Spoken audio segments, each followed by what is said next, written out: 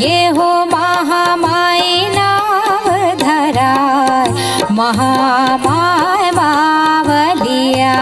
ये हो महामाई नाम धराय महामाय मावलिया। ये हो महामाई नाम धराय महामाय मावलिया।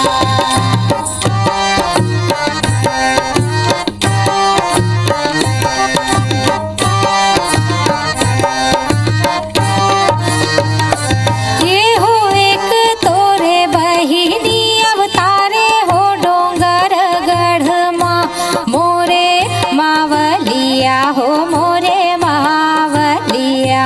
ये हो बमलाई नाव धराय महामाय मावलिया।